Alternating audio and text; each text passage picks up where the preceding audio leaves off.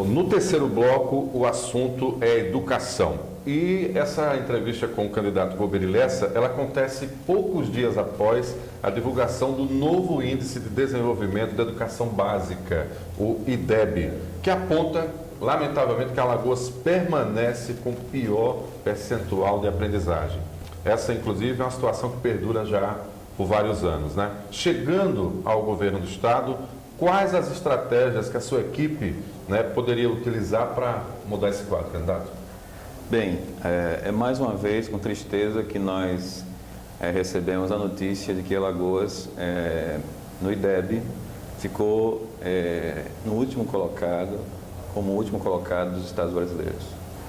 E isso corrobora um diagnóstico que as pessoas que trabalham na educação em Alagoas e o nosso próprio partido tem sobre as causas desse problema. A primeira coisa que nós podemos sublinhar é o fato de que a economia alagoana, como ela é muito arcaica, ela sofreu um processo de involução nos últimos 50 anos, ela gera uma demanda muito específica de educação. A economia alagoana não gera uma demanda muito forte por uma qualificação profissional e, portanto, por uma qualificação da sua mão de obra. É uma economia muito baseada no latifúndio, um setor onde não é necessário um padrão de educação alto. E isso vai gerando uma cultura de desrespeito à educação, de falta de recurso para a educação, de falta de respeito ao profissional de educação. E isso é uma bola de neve que vai gerando uma espécie de barbárie no espaço da educação alagoana. Para reverter essa situação, nós precisamos atuar em algumas linhas.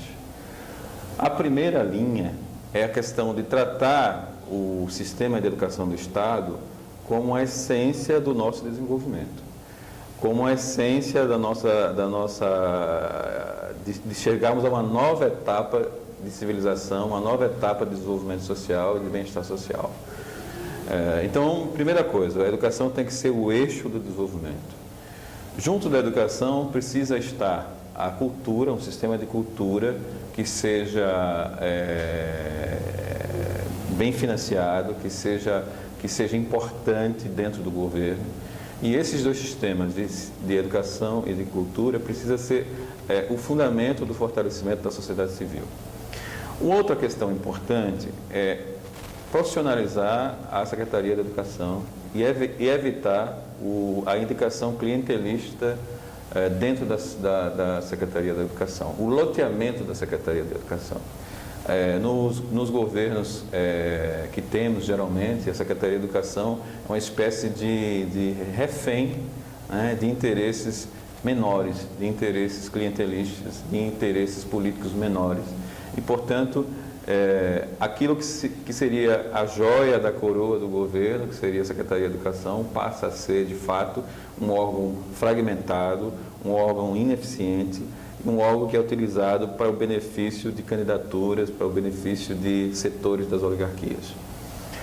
Portanto, é necessário a profissionalização da Secretaria da Educação, que tem profissionais muito qualificados, muito importantes, mas os profissionais mais qualificados e mais importantes para serem as lideranças não são alocados nos locais de liderança. Um detalhe importante, candidato, e obviamente levando em consideração inclusive a qualificação dos profissionais, é que aqui está acontecendo um fenômeno estranho, é que uma das razões principais que tem afastado os professores da escola pública é justamente a falta de estrutura e o reconhecimento financeiro pela atividade que eles desempenham, né? Salários pouco atraentes, não deixa de ter salário, mas eles são pouco atraentes.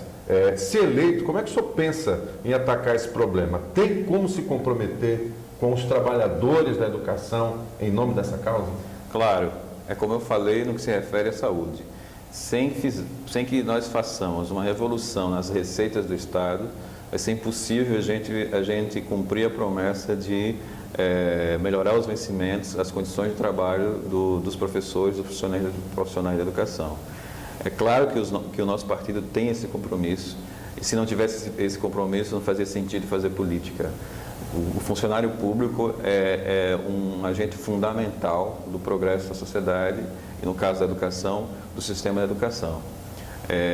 Nesse sentido, eu queria dizer o seguinte: os vencimentos atuais dos nossos professores, dos nossos profissionais de educação em geral, eles não são suficientes para que essas pessoas tenham a tranquilidade de realizar o processo educativo.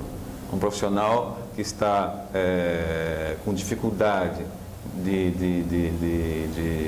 cuidar de sua família, cuidar de sua vida, de se qualificar, de ter acesso à cultura, de ter acesso ao livro, ao cinema, a todos os meios que o professor precisa para se informar, esse profissional não vai ter a tranquilidade para realizar o processo educativo de uma maneira mais generosa para o resto da sociedade.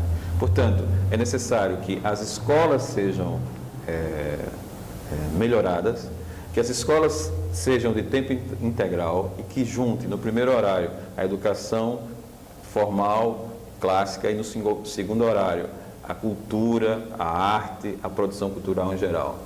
Que a criança possa ficar os 2 horários na escola e que a escola possa ser bem construída, possa ser bem mantida pelo Estado, com profissionais valorizados. Nesse sentido, eu quero sublinhar uma coisa: algo que é aparentemente fácil de fazer, os governos não têm feito, que é construir bem as obras públicas no campo da educação. Fazer licitações que sejam honestas e que sejam democráticas. E que as obras tenham execução no prazo adequado. Os governos que têm passado em Alagoas são incapazes de fazer isso.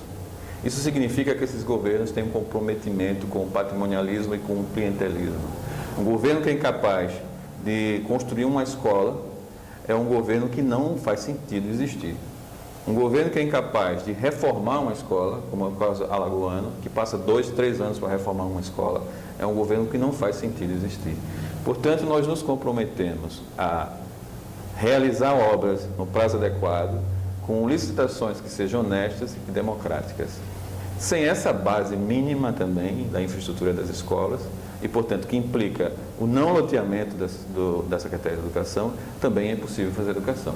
Nós não temos os equipamentos básicos de educação. Nossas escolas são prédios simples, prédios sem acústica, prédios sem conforto, quando deveria ser o principal prédio, o mais importante, o mais sofisticado prédio, deveria ser a escola, com auditório, com salas de audiovisual, com espaços para cultura e para lazer. Nós percebemos nossas escolas como algo descartável, como algo menor, quando na verdade devia ser o foco, o centro das nossas políticas públicas. Um detalhe importante é que o Estado realizou no ano passado um concurso público, candidato, e foi para o preenchimento, claro, das vagas que existiam dentro da rede. Mas ainda há áreas que não tiveram, obviamente, não foram contempladas.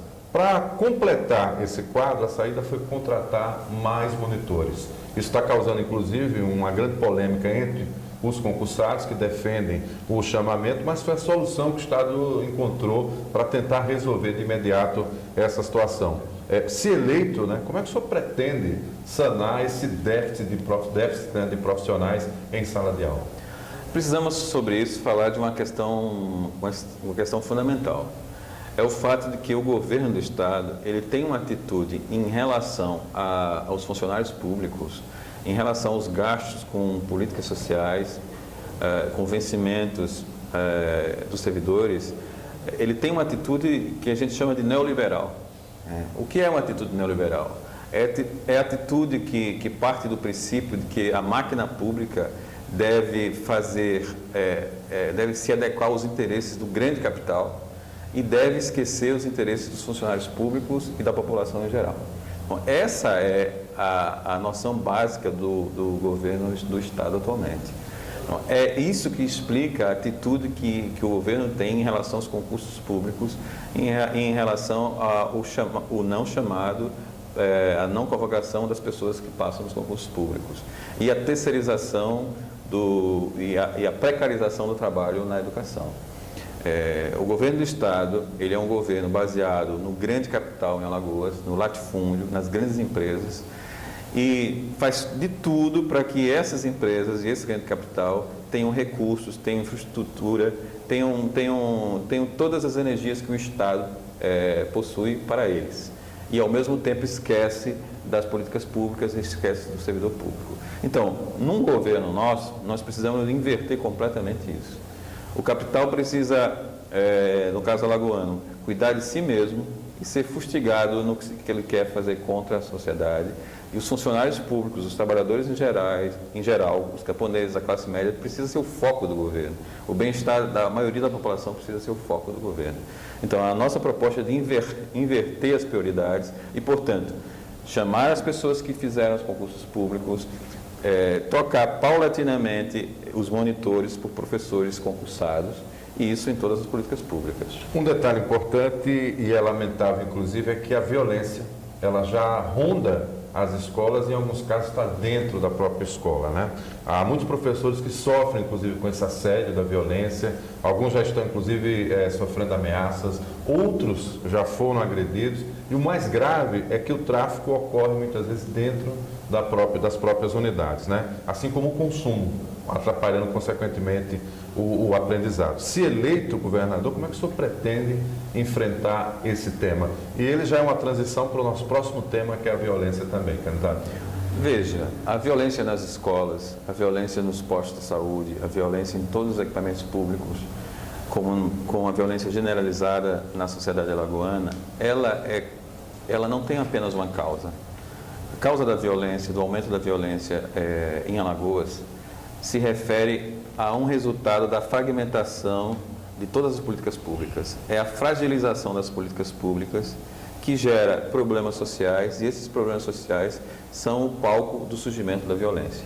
A violência em Alagoas, ela não é causada simplesmente por uma política de segurança social ineficiente. Ela é causada pela ineficiência de todas as políticas públicas. Então, nós tivemos nos últimos 20 anos um aumento significativo da população urbana, um êxodo rural desregulado em Alagoas. Essas pessoas que chegaram nas cidades passaram a demandar saúde, educação, moradia, saneamento, e todas essas demandas não foram contempladas pelo poder público. Isso gerou bairros periféricos sem infraestrutura básica, pessoas sem escolas, sem saúde, sem creche, sem emprego. Todo esse universo caótico das políticas públicas, principalmente na periferia das cidades alagoanas, gerou um espaço onde o tráfico passou a se desenvolver, onde todas as pessoas mal intencionadas passaram a desenvolver atividades criminosas. Esses focos de atividade criminosa que surgiram nessa circunstância gera problemas gravíssimos, como a morte da nossa juventude negra e parda, principalmente. Os jovens negros e pardos, a grande parte das famílias alagoanas tem um morto nesse espaço do tráfico, nesse espaço da violência urbana. As mães sem marido, os filhos sem pai, né? E que a gente encontra em quase toda a família. Portanto, é necessário mudar todas as políticas públicas, né? Desde a política agrária, desde a regulação do êxodo rural, passando pela saúde, educação, saneamento, moradia, mobilidade urbana, para que nós possamos diminuir o espaço da violência em Alagoas, inclusive nas escolas. No próximo bloco, a gente vai ter a oportunidade de avançar mais sobre esse tema envolvendo violência, mas no contexto de segurança, com o candidato Volmir Lessa.